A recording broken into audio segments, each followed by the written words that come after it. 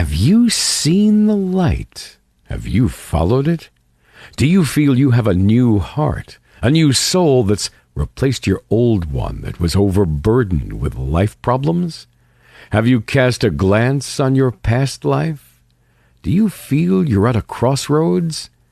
Yes, everything will change. Your habits, your dealings, yet the biggest change will be here, in your heart. It's the one that motivates all other changes.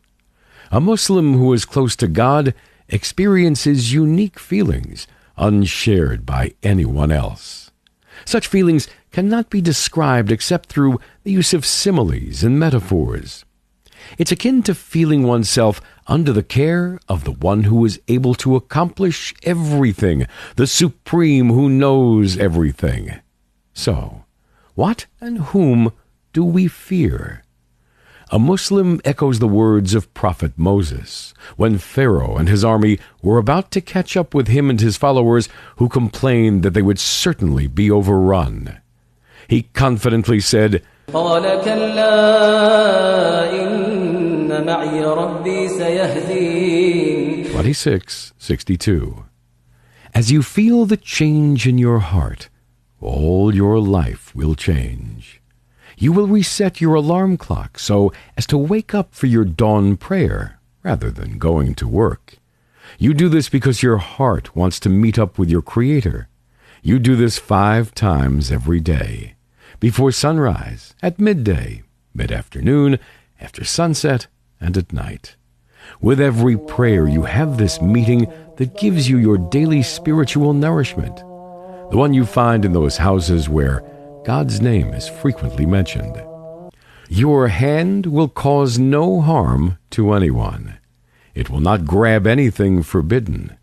It will only do what is good and beneficial. It'll deal kindly with an orphan, and it will give assistance to a poor person.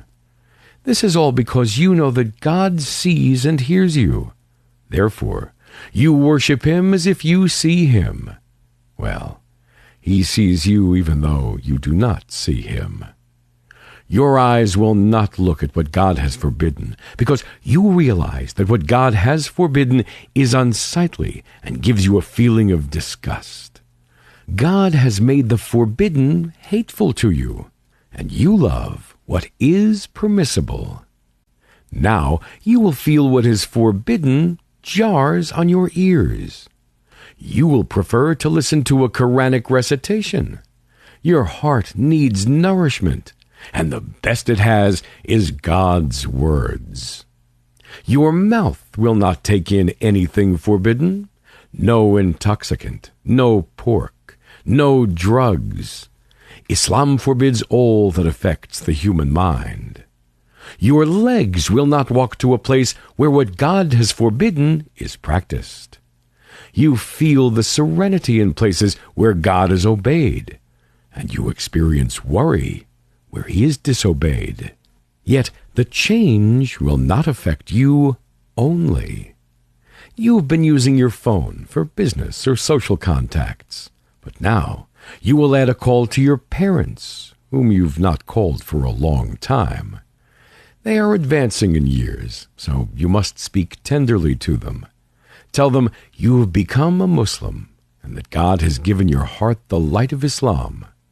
Perhaps they will join you when they realize that they too can experience the same happiness you feel.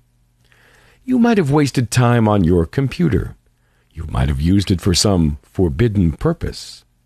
Now you will use it to learn more about your new faith and to be in touch with your Muslim group. Your bookcase will now have the Quran as its best acquisition, and you'll have new and useful books to give you more information and better knowledge of your new faith.